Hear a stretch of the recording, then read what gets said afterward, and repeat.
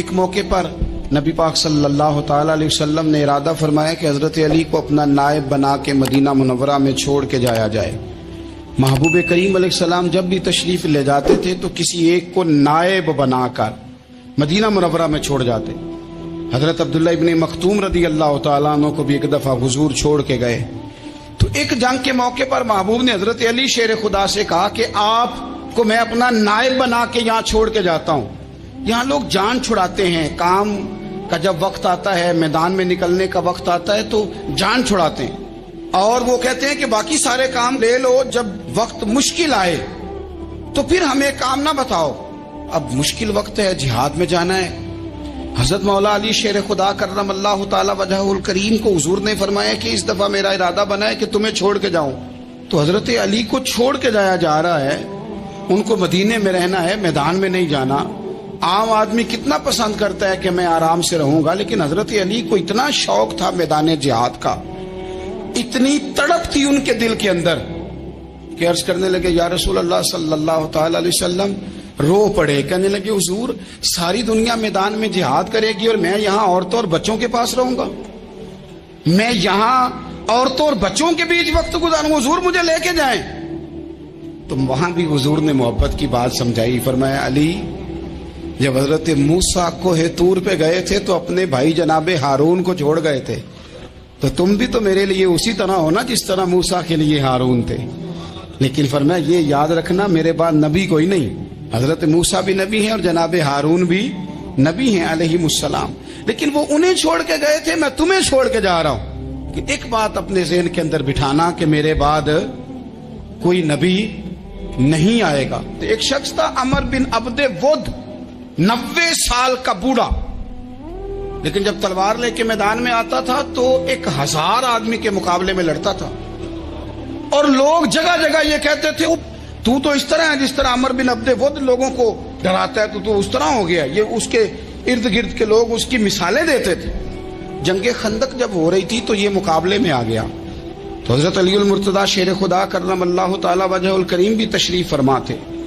اب پورے عرب کے اندر اس کے بارے میں یہ کہا جاتا تھا کہ اس سے نہ لڑو، وہ تو خونخوار ہے، وہ تو درندہ ہے، وہ تو جنگلی شیر کی طرح آتا ہے، وہ تو کاٹ کھانے کو دوڑتا ہے، اس سے کون لڑے۔ ایک خیال تھا، اور وہ پراپوگنڈا بعض اوقات اتنا زیادہ کسی کے بارے میں ہوتا ہے کہ میں بچے لوگ آتے ہیں نا بچہ دم کرانے کے لیے تو کہتے ہیں پیر صاحب بڑا ضدی ہے، کسی کی بات نہیں مانتا، باقی بچے ٹھیک تھے، یہ تو بڑا ہی نالائق نکل آیا ہے۔ تو میں کہتا ہوں کہ آپ اس کے سامنے یہ والی باتیں نہ کریں، یہ پکا ہو جائے گا کہ میں ضدی ہوں۔ تو آپ ذہن بنا رہے ہیں اس کا کہ تو اس طرح کا ہے، ذہن بنا دیا لوگوں نے کہ عمر ابن عبد ود کے مقابلے میں کوئی نہیں آ سکتا۔ خندق میں یہ آیا، اس نے للکارا مسلمانوں کو، آؤ وہ تمہاری جنت کدھر ہے جس کے بارے میں تم کہتے ہو کہ ہم شہید ہوں گے، تو آؤ میرے مقابلے میں نکلو۔ جب اس نے پہلی دفعہ للکارا تو ابھی بات ختم نہیں ہوئی تھی کہ مولا علی تلوار لے کے اللہ اکبر کہتے کھڑے ہو گئے۔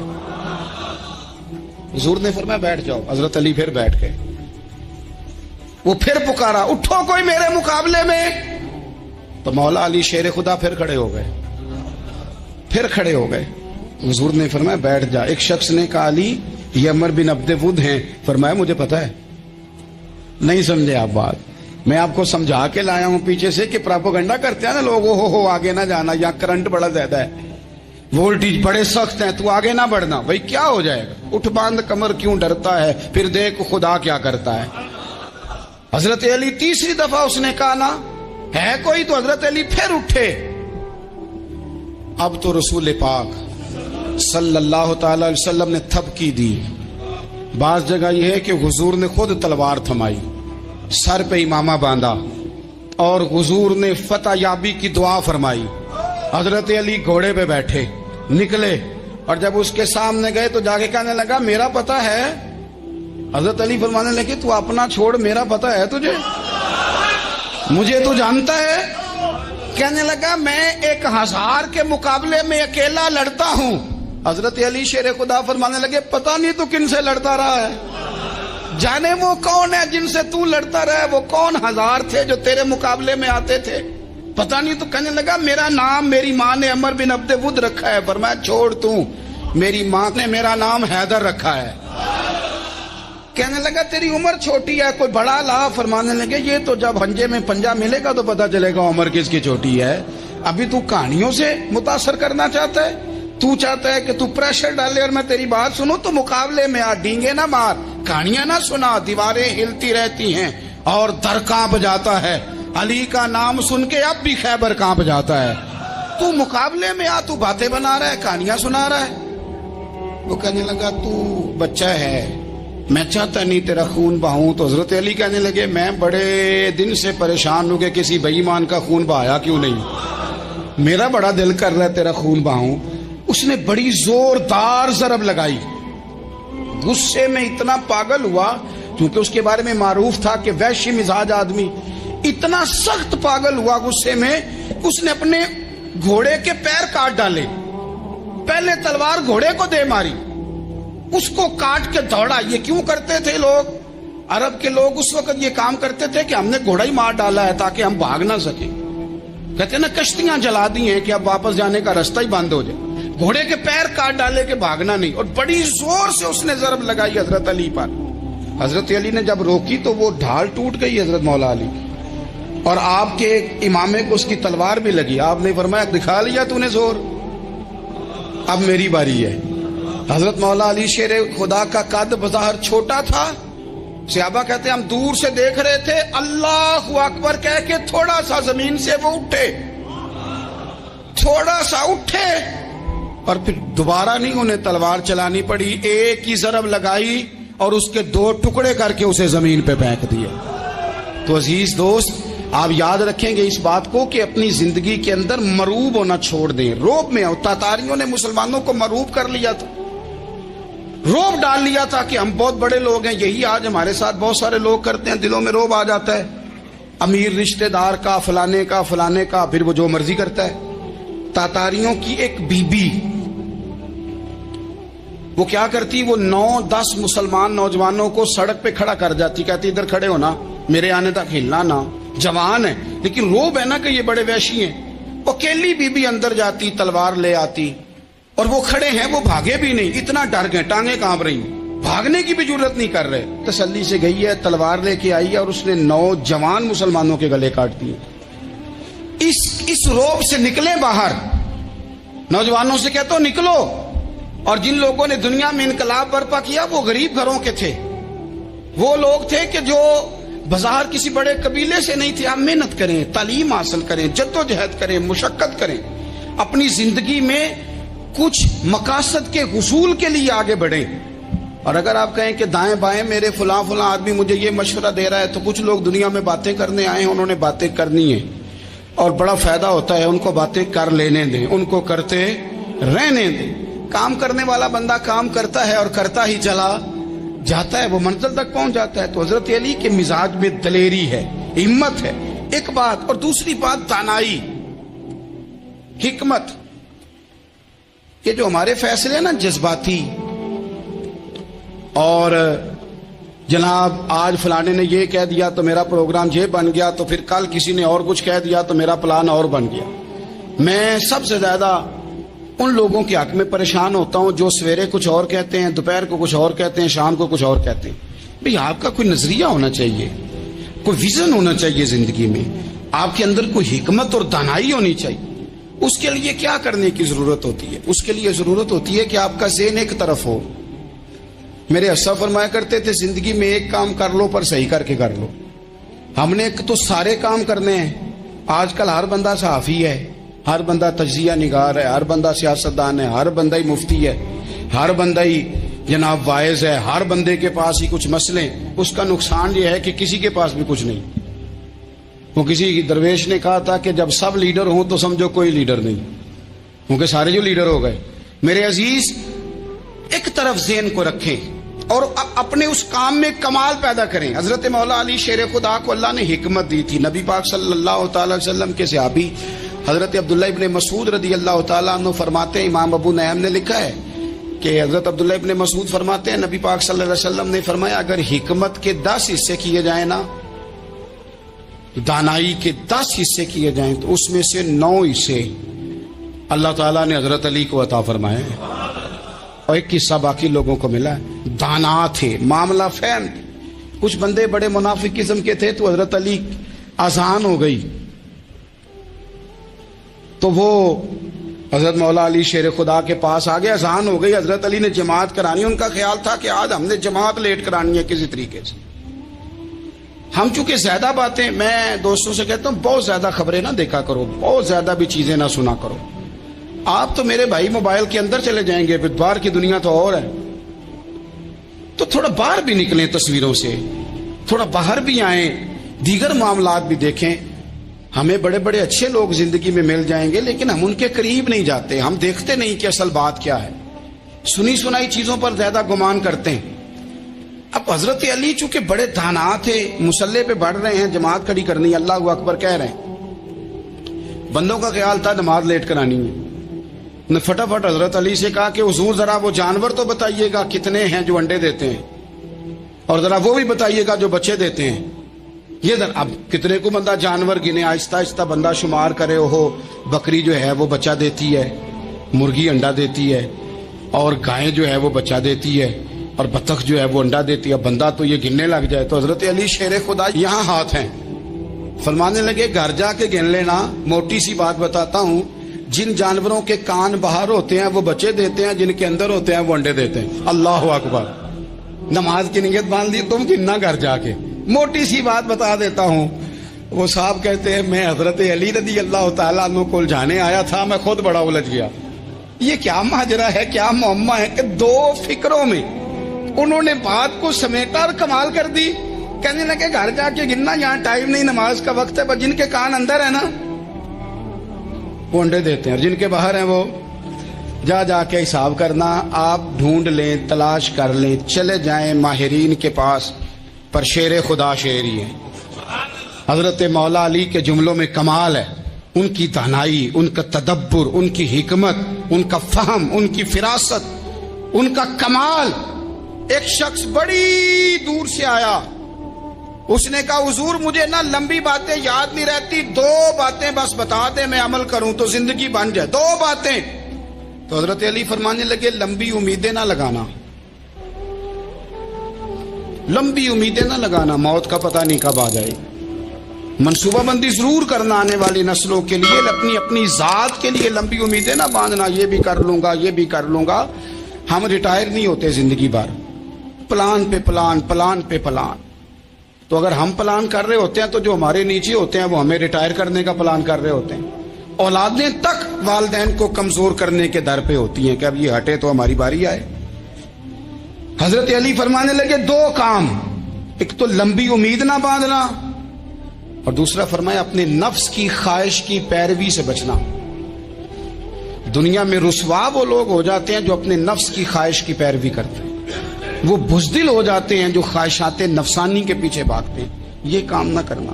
امام راضی کہتے ہیں کہ سیدہ فاطمہ الزہرا رضی اللہ تعالی عنہ کے دونوں شہزادے حسنین کریمین بیمار ہو گئے، تو سیدہ نے منت مانگی کہ بچوں کو شفا ہوگی تو 3 روزے رکھوں گی۔ شفا ہو گئی، روزے بھی رکھ لیے۔ اور جب مولا علی شیر خدا روزہ رکھنے کے لیے بیدار ہوئے، سیدہ فاطمہ الزہرا بیدار ہوئی، تو امام حسن اور حسین بھی اٹھ گئے، 7-8 سال کی عمر، اماں جی ہم نے بھی رکھنا ہے۔ صبح کھجور اور دودھ سے روزہ رکھ لیا گیا۔ این افطاری کے وقت مولا علی کہتے ہیں فاقے چل رہے تھے، کہیں سے میں جوں لایا تھوڑے سے، سیدہ فاطمہ الزہرا نے پیس کر روٹیاں پکائیں۔ وہ وقت جو بڑا مشکل ہوتا ہے افطار کا، کہتے ہیں اس وقت جب کھانے کے لیے بالکل ہاتھ آگے بڑھنے لگے اور امید تھی کہ ابھی سیدنا بلال اللہ اکبر کہیں گے تو روزہ کھلے گا، لیکن ابھی چند ہی منٹ رہتے تھے کہ دروازے پر ایک فقیر نے صدا دی، کہنے لگا سارے مدینے کے دروازے کھٹکھٹا آیا ہوں، قحط ہے، فاقہ ہے، اے رسول اللہ کے خاندان والو، میں یتیم ہوں، کسی نے بتایا ہے کہ اور کوئی دروازہ کھلے نہ کھلے سیدہ کا دروازہ تیرے لیے ضرور کھلے گا، کیا یتیم کو روٹی ملے گی؟ تو حضرت مولا علی نے بچوں کی طرف دیکھا ہی تھا کہ امام حسن ساری روٹیاں جا کے دروازے پہ دے آئے، کھجور اور پانی سے افطار ہو گیا۔ صبح پھر کھجور اور دودھ سے روزہ رکھا۔ امام راضی کہتے ہیں این وہ وقت جب افطار کا ٹائم آیا تو پھر دروازے پہ کسی نے صدا دی، کہا ہے رسول اللہ کے خاندان والوں میں مسکین ہوں، رات سے روٹی کھائی ہے، نہ صبح کھا سکا نہ دوپہر، کسی نے بتایا ہے کہ اس دروازے سے خالی کوئی نہیں جاتا۔ امام حسن نے پھر سارا لنگر اٹھایا اور پھر جا کے دے دیا۔ تیسرا دن پھر ہوا۔ مجھے لگتا ہے کہ جب افطار کا ٹائم آیا ہوگا نا تو یہ خود ہی سارے دروازے پہ دیکھتے ہوں گے، یہ کوئی آیا نہیں لینے والا ابھی تک۔ لگتا ہے کہ نظریں دروازے پہ تھیں۔ عین افطار کے وقت 3 روٹیاں جب جاؤں کی پک کے آئی تو ایک بھکاری نے صدا دی، کہنے لگا میں قیدی ہوں، آج ہی قید سے رہائی ملی ہے، پہلے دن کسی کے دروازے پہ صدا ملی ہے، دی ہے روٹی ملے گی۔ امام حسن وہ کھانا دے کے واپس لوٹے، کھجور اور پانی سے افطار ہوا، اور جیسے ہی مسجد نبوی میں تینوں باپ بیٹا نماز پڑھنے گئے تو مولا علی کہتے مجھے بتانا نہیں پڑا، رسول کریم نے میری طرف دیکھ کے فرمایا علی تیرا، فاطمہ کا، حسن اور حسین کا 3 دن والا عمل خدا کو بھی بڑا پسند آیا ہے اور محمد مصطفیٰ کو بھی بڑا پسند آیا ہے، بڑا پسندیدہ عمل۔ میں کہتا ہوں کہ حضرت فاطمہ نے نا ان کی تربیت پہلے ہی کر دی تھی، 3 دن بغیر افطار کے روزہ رکھنے کی، وہ ٹریننگ گھر سے ہو چکی تھی۔ اب میدان کربلا میں 3 دن بھوکا پیاسا رہنا ان کے لیے مشکل نہیں تھا۔ حضرت جناب سیدہ زینب بنت ابی رافع کہتی ہیں کہ سیدہ فاطمہ الزہرا نا ایک دن اپنے دونوں شہزادوں کو لے کے، جب حضور کی طبیعت مبارک بظاہر علیل تھی جس میں حضور کا وصال ہوا، دونوں شہزادے لے کے سیدہ فاطمہ نبی کریم کی بارگاہ میں گئی، کہنے لگی یا رسول اللہ میرے بچوں کو کچھ دیجئے سیدہ پاک۔ تو حضور اٹھ کے بیٹھ گئے، اس کندھے سے امام حسن کو لگایا اور اس سے امام حسین کو لگایا اور فرمایا فاطمہ یہ جو میرا حسن ہے نا اس کو میں اپنی ہیبت اور سرداری دیتا ہوں، اور فرمایا یہ جو میرا حسین ہے نا حسین کو میں اپنی جرت اور سخاوت دیتا ہوں، میرا حسین جرت مند ہوگا اور سخی ہوگا۔ داتا گانج بخش علی حجویری، امام الاولیاء، سید الاسفیاء، داتا صاحب کشف المعجوب میں فرماتے ہیں ایک دن نا امام حسین کے پاس ایک شخص آیا بڑی دور سے کچھ مانگنے کا، حضور کچھ دیجئے۔ وہ شخص کہتا ہے کہ میرا ظرف یہ تھا کہ 4-5 دینار ملیں گے، تو امام حسین فرمانے لگے تھوڑی دیر بیٹھ جا، رزق آ رہا ہے۔ تو امام حسین کو حکومت وقت کی طرف سے نا 5 تھیلیاں ملی، جس میں ایک تھیلی میں 500 اشرفیاں تھیں، 5 تھیلیاں آئیں، لیکن اس کو آنے میں نا ذرا دیر ہو گئی۔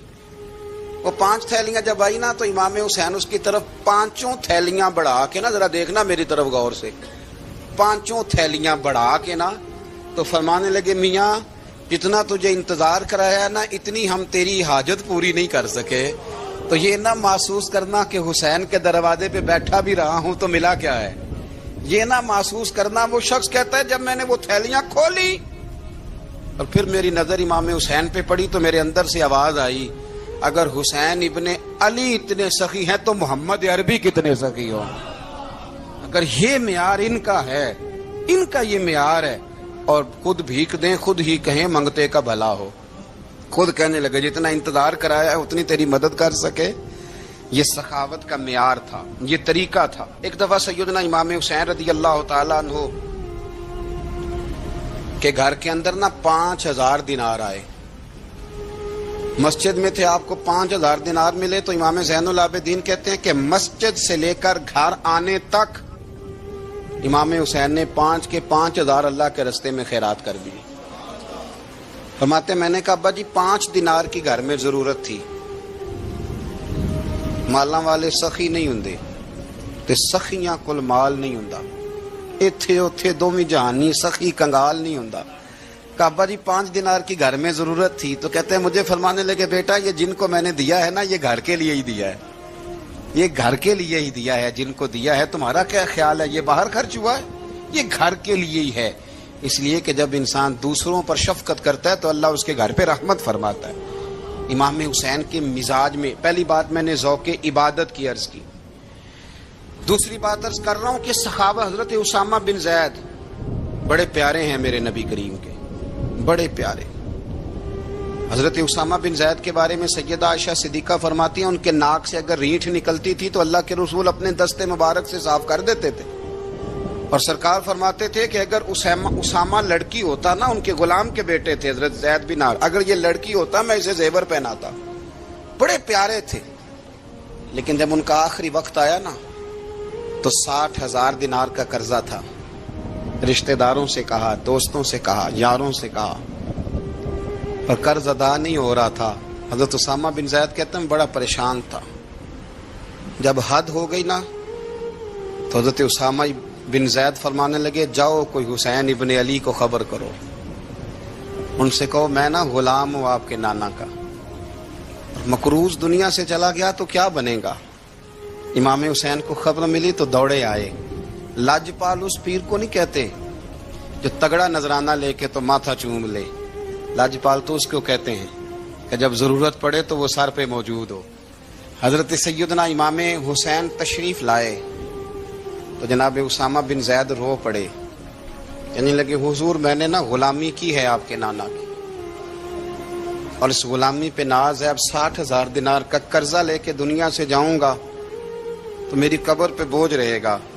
امام حسین خادم کو بھی کہہ سکتے تھے جاؤ گھر پیسے پڑے ہیں لے آؤ، امام حسین خود گئے، چادر اوڑھ کے تو اس کی اوٹ میں بکل میں 60,000 دینار چھپا کے لائے اور جناب اسامہ بن زید کے سامنے رکھ کے کہنے لگے اسامہ یار پیسے رات کو ہی آئے تھے، میں سوچ رہا تھا مجھے تو ضرورت نہیں، اللہ نے کس کا نصیب میرے گھر میں بھیج دیا ہے، مجھے تو حاجت ہی نہیں تھی، اب پتہ چلا پیسے تیرے تھے، اللہ نے حسین کی ڈیوٹی لگائی ہے کہ جا کے دے آ۔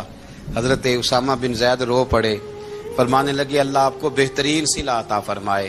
امام بڑا ہی پیار کرتے تھے، گھوڑے پہ جا رہے تھے، کچھ فقیر غریب لوگ بیٹھ کے روٹی کھا رہے تھے، کہاں رہے تھے؟ سڑک کے کنارے۔ تو امام زین العابدین فرماتے ہیں کہ جب امام حسین گزرے تو انہوں نے آواز دی حضور دل کرتا ہے ہمارے ساتھ بیٹھ کے روٹی کھائیں۔ کائنات کے مالک و مختار کے نواسے اور دنیا کے سب سے بڑے شہزادے گھوڑے سے اترے اور غریبوں کے ساتھ سڑک پہ بیٹھ گئے، روٹی کھانے لگے اور دیر تک کھاتے رہے، اور جب فارغ ہو گئے تو فرمانے لگے کھانے کی ضرورت بھی نہیں تھی، حاجت بھی نہیں تھی، پر تم نے آواز دی تو دل رکھنے کو بیٹھ گیا تھا، اگر اجازت دے تو چلا جاؤں۔ یہ مزاج تھا، یہ طبیعت تھی۔ آپ کے ایک بھائی ہیں چھوٹے، حضرت محمد بن حنفیہ نام ہے، حضرت مولا علی شیر خدا رضی اللہ تعالیٰ عنہ کی دوسری بیوی سے۔ ایک دن حضرت امام حسین ان کے گھر میں بیٹھے تھے تو کسی بات میں نا اختلاف رائے ہو گیا، تو امام علی مقام ناراض ہو گئے، فرمایا آج کے بعد تیرے گھر نہیں آؤں گا، رومال اٹھایا چلے گئے۔ لوگوں نے حضرت محمد بن حنفیہ رضی اللہ تعالیٰ عنہ سے کہا حسین تو ناراض ہو گئے، کبھی نہیں آئیں گے۔ آپ فرمانے لگے بھائی تمہارا ہے کہ میرا؟ جی بھائی تو آپ کے ہیں۔ فرمایا اگر کہو تو چند منٹوں میں حسین واپس آئے۔ جناب ناراضگی ہو گئی ہے۔ فرمایا ناراضگی ہوئی ہے پر میں اس کے دل کی نرمی کو تو جانتا ہوں، اس کے مزاج کے اندر جو محبت ہے اس سے تو ابھی آئے۔ کہ جناب وہ کیسے؟ فرمانے لگے دیکھنا ذرا۔ تو امام حسین نے خط لکھا، حضرت محمد بن حنفیہ نے رکا لکھا، کہنے لگے حسین میرے باپ کا نام بھی علی ہے اور آپ کے باپ کا نام بھی علی ہے، پر ایک فضیلت ایسی ہے جس میں آپ کا مقابلہ نہیں کر سکتا، وہ یہ ہے کہ آپ سیدہ فاطمہ تو زہرا کے لال ہیں، اب محمد مصطفیٰ علیہ السلام کے نواسے ہیں۔ کہنے لگے بھائی جان آپ نے نانا جان کی وہ حدیث تو سنی ہوگی کہ دو لوگ ناراض ہو جائیں تو جو صلح پہلے کرے جنت میں پہلے جائے گا۔ فرمانے لگے دل میرا کر رہا تھا کہ پہلے صلح کر لوں، لیکن پھر بڑے بھائی کو پشت کروں گا جنت میں جاتے ہوئے، یہ بھی تو بے ادبی ہے نا۔ اب خط میں نے لکھ دیا ہے، آپ کا جو ارادہ ہو۔ امام حسین نے خط پڑھا تو آنکھوں میں آنسو آ گئے، پھر سے رومال اٹھایا۔ بچے پوچھنے لگے کہاں جا رہے ہیں؟ کہا بھائی کے گھر جا رہا ہوں۔ کہا آپ تو ناراض تھے؟ فرمایا تھا ناراض پر ہے تو میرا بھائی نا، ہو گئی بات ختم۔ بڑی دل میں نرمی، طبیعت میں سوز، لہجے میں گداز۔ حضرت امیر معاویہ رضی اللہ تعالیٰ عنہ نے ایک شخص کو بھیجا مدینہ منورہ شام سے، تو اس نے کہا میں نے امام حسین سے ملنا ہے، تعارف کیا ہے؟ جناب امیر معاویہ فرمانے لگے مسجد نبوی میں جانا جس کے گرد لوگ سب سے زیادہ ادب سے بیٹھے ہوں اور جس کی باتیں سب سے زیادہ میٹھی ہوں اور جس کی نظریں سب سے زیادہ جھکی ہوں اور جس کے چہرے پر تمہیں سب سے زیادہ وقار نظر آئے وہی علی کے بیٹے حسین ہوں گے۔ جو سب سے زیادہ تمہیں وہاں ماحول کے اندر جو شخص نظر آئے پوچھنے کی ضرورت نہیں پڑے گی۔ وہ شخص کہتا میں مدینے آیا تو میں نے واقعی ایک شخص کو دیکھا، शहद के गिर्द मक्खियों का इतना हुजूम नहीं होता जितना इमाम हुसैन के गिर्द रसूलुल्लाह के गुलामों का हुजूम था।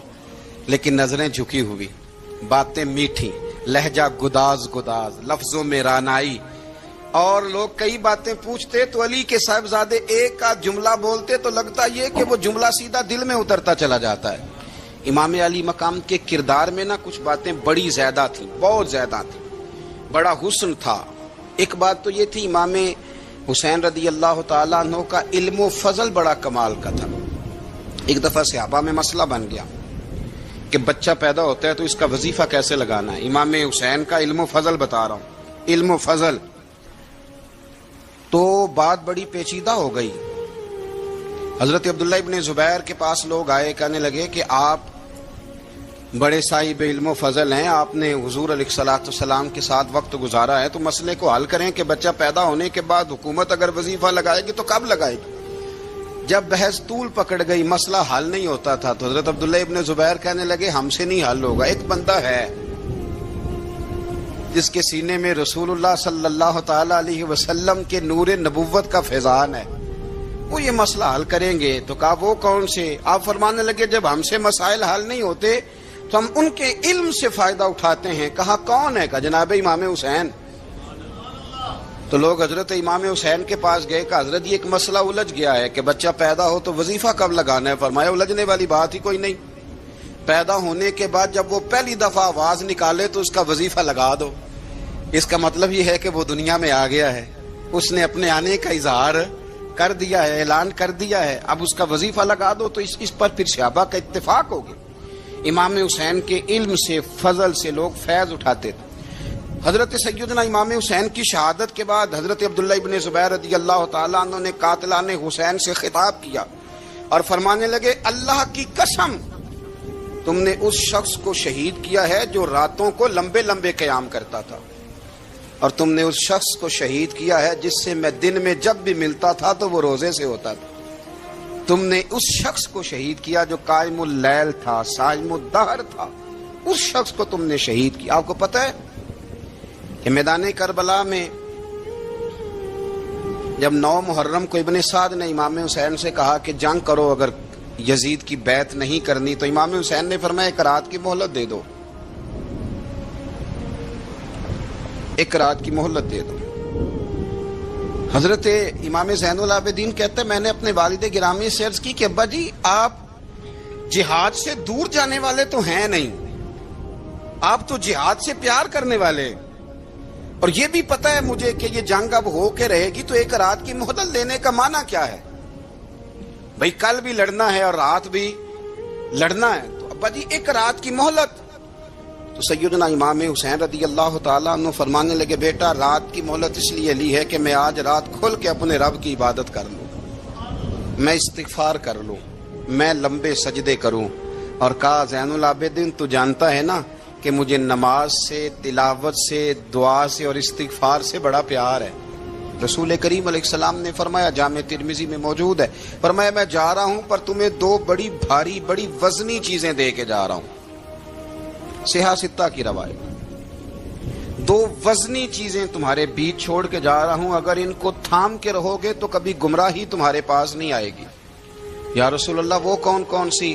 फरमाया एक अल्लाह की किताब दे के जा रहा हूं और दूसरा अपना खानदान दे के जा रहा हूं। अगर अहले बैत नबुव्वत को थामे रहोगे, हमारे बुजुर्गों ने लिखा है कि ये जो हुजूर ने किताबुल्लाह और फिर अपनी अहले बैत का तज़किरा फरमाया, तो इसका मतलब ये है कि थ्योरी देखनी हुई तो कुरान देखना, और प्रैक्टिकल देखना हुआ तो अली और फातिमा को देखना, हसन और हुसैन को देखना, इनको देखना। नबी करीम अलैहिस्सलाम के अहले बैत मिनारा नूर हैं, इनकी मोहब्बत, इनका प्यार क्यों भला? इसलिए कि ये वो खूबसूरत लोग हैं जिनको खुद मेरे नबी पाक ने तराशा है। इनकी सीरत में जितने रंग हैं वो रसूल करीम ने खुद भरे हैं। इनकी एक एक बात का ख्याल नबी पाक ने रखा है। हुजूर ने अज खुद इन्हें अपनी सोहबत अता की है। ज्यादा दूर नहीं था, सैयदा फातिमा का घर मस्जिद नबवी के साथ था। अल्लाह के रसूल दिन में 2 दफा जाया करते थे। फिर भी कभी कभी फरमाते फातिमा मेरा दिल करता है आज मैं रात तेरे घर में क़याम करूं। تو سیدہ فاطمہ الزہرا فرماتی ہیں کہ آمنہ کے لال اس طرح بھی میرے گھر میں قیام کرتے تھے کہ حضور چارپائی پہ لیٹتے تھے تو ایک کندھے پہ امام حسن کا سر ہوتا تھا اور دوسرے پہ امام حسین کا سر اقدس ہوتا تھا، اور فرماتی ہیں رات کو کبھی حسنین کریمین دودھ مانگتے تو میں اٹھتی دودھ دینے کے لیے، تو حضور فرماتے لیٹ جاؤ، آج میرے ساتھ سوئے ہیں تو دودھ بھی میں ہی پلاؤں گا۔ تو محبوب اٹھتے ان کے لیے دودھ لاتے برتن سے نکال کے، حضور نے انہیں وقت دیا اور پھر ان کی چھوٹی چھوٹی چیزوں کا خیال رکھا۔ صحیح بخاری میں موجود ہے، تربیت پر توجہ دی۔ امام حسین تشریف لائے، ابھی عمر مبارک 7 سال کے قریب تھی، مسجد نبوی میں صدقے کی کھجوروں کا ڈھیر لگا ہوا تھا۔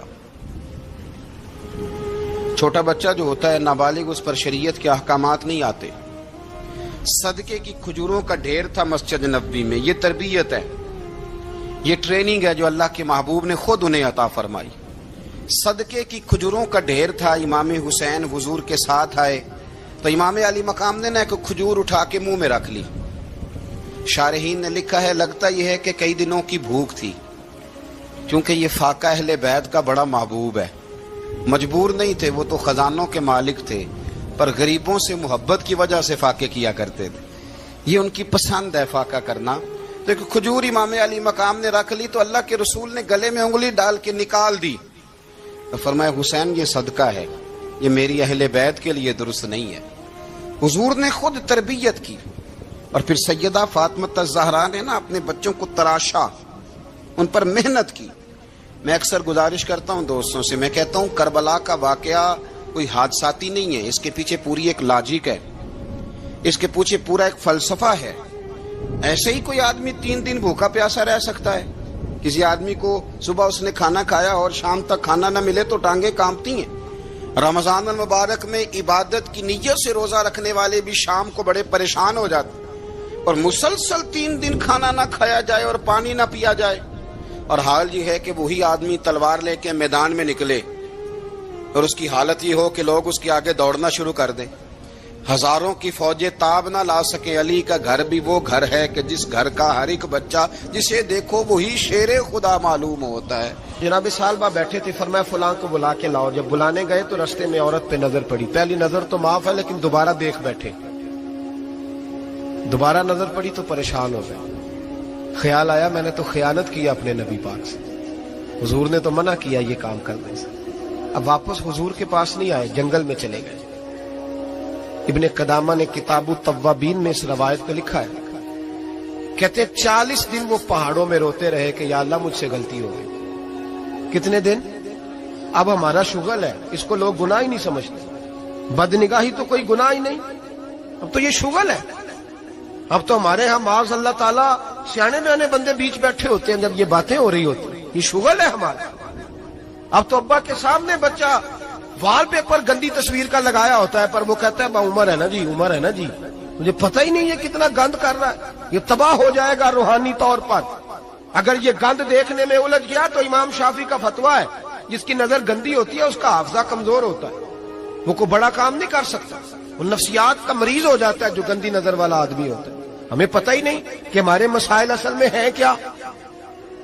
تو 40 دن جنگل میں روتے رہے، 40 دن۔ محبوب سارا کچھ جانتے تھے پر خاموش رہے۔ حضرت جبریل امین حاضر ہوئے، عرض کی یا رسول اللہ آپ کا وہ غلام رو رہا ہے۔ رب کہتا اسے بلا لے، میں نے اس کا گناہ معاف کر دیا ہے۔ نبی پاک صلی اللہ علیہ وسلم نے حضرت مولا علی شیر خدا اور جناب سلمان فارسی کو بھیجا، فرمایا فلاں جگہ ہے لے آؤ۔ کہتے ہیں جب ہم گئے تو 2 پہاڑوں کے درمیان جناب صالبہ تڑپ کے رو رہے، ہمیں دیکھ کے اور روئے، کہنے لگے علی میرے بارے میں کوئی آیت تو نہیں نازل ہو گئی؟ تو کہا نہیں، چل حضور نے بلایا ہے۔ کہا اچھا حضور کہتے کیا تھے، فرماتے کیا تھے؟ کہا پتہ نہیں لیکن بلایا ہے۔ کہتے جب ہمارے ساتھ چلنے لگے، مسجد نبوی قریب آئی تو کہنے لگے علی بہت بڑا گناہ کر بیٹھا ہوں، نظریں میلی ہو گئی، وضو نہیں آنکھوں کا، مجھے ڈائریکٹ نہ لے کے جاؤ حضور کے پاس، جب نبی پاک نماز کی نیت باندھ لینا پھر میں جاؤں گا، میں پیچھے کھڑا ہو جاؤں گا حضور کے، میری طبیعت میں حوصلہ نہیں۔ یہاں تو پتہ نہیں میں کس طرح عشق رسول کا دعویٰ کرتا ہوں منبر پر بیٹھ کر، اور ہماری یہ میلاد آئے گا تو محفل میلاد میں اس طرح کے دعوے ہوں گے اسٹیج پر کہ الامان والحفیظ، پتہ نہیں کیا کیا لوگ کہہ دیں گے، پتہ نہیں ہم کیا ہے۔ اور ہم کیا کہہ رہے ہیں؟ من دانم کے من دانم، پتہ ہی نہیں اور کتنا بڑا دعویٰ کر دیا کہ میرے اندر طاقت نہیں سامنا کرنے۔ مولا علی فرماتے ہیں جب حضور نے مغرب کی نماز کی نیت باندھی تو انہوں نے بھی پیچھے نیت باندھ لی۔ اتفاق کی بات یہ کہ حضور نے پہلی رکعت میں سورہ انفطار پڑھنی شروع کر دی، اذا السماء انفطرت واذا الکواکب انتصرت واذا البحار فجرت۔ کہتے ہیں جب محبوب اس آیت پہ پہنچے نا کہ یا ایھا الانسان ما غرک بربک الکریم، اے انسان تجھے کس چیز نے دھوکے میں ڈال دیا، حالانکہ تیرا رب تو بڑا ہی کرم کرنے والا ہے، تو کس طرح کسی اور کے دھوکے میں؟ بربک الکریم، اور ضمیر واحد ہے، میں تفسیر پہ نہیں جاتا، کہا تیرا اپنا رب، بربک تیرا اپنا رب، تیرا رب تو بڑا کریم ہے، تو پھر بھی کہیں اور چلا گیا۔ جب یہ آیت سنی تو پیچھے چیخ ماری، بے ہوش ہو کے گر گئے، گھر والے گھر لے گئے۔ نماز مکمل ہوئی تو حضور نے فرمایا کیا ہوا؟ عرض کی حضور وہ تو رو پڑے تھے، گھر لے گئے۔ محبوب پیچھے گئے تو بے سدھ پڑے، تیز بخار ہو گیا۔ نبی کریم سرہانے بیٹھے اور ان کی گردن کو اٹھا کر سر کو گود میں رکھا، اور جب بالوں میں دستے مبارک پھیرا تو آنکھیں کھول دی، اور جھٹ سے اپنا سر زمین پہ رکھ کے کہنے لگے حضور میں اس قابل نہیں کہ آپ کی گود میں میرا سارا ہے، اس قابل نہیں، بڑا مجرم ہوں۔ تو محبوب نے فرمایا تجھے مبارک ہو، رب نے تجھے معاف کر دیا ہے، اللہ بھی راضی ہے، میں بھی راضی ہوں۔ اب حضور کے قدموں کے قریب آئے تو کہنے لگے حضور آپ راضی ہیں؟ کہا راضی ہوں۔ فرمایا پھر میرے لیے دعا کریں، اللہ اسی رضا میں مجھے قبول کر لے۔ بس یہ بات ہوئی تھی، انہوں نے کلمہ پڑھا تو روح پرواز کر گئی۔ پرواز میرے بھائی احساس پیدا کر، یاد رکھیں اگر روحانی زندگی صحیح نہیں نہ ہوگی، یاد رکھ لیں کسی کا کوئی نقصان نہیں، سارے سکون سے سو جائیں گے، آپ نہیں سو پائیں گے۔ اگر آپ کے ضمیر پہ بوجھ رہیں گے نا تو سارے لوگ رمضان میں 4 قرآن پاک ختم کریں گے، آپ 10 پارے بھی نہیں پڑھ پائیں گے۔ اگر آپ اپنے آپ کو صحیح نہیں کریں گے، روحانی زندگی بحال نہیں ہوگی، تو یاد رکھنا بڑا اپنا آپ سارا کچھ سجا کے ظاہراً بڑے پرہیزگار بن کے بھی اپنے ضمیر کی عدالت میں فیصلہ اپنے حق میں نہیں کرا پائیں گے۔ تجوریوں سے مال بھرا ہوا ہوگا لیکن گھر میں سکون نام کی چیز ڈھونڈنے سے نہیں ملے گی۔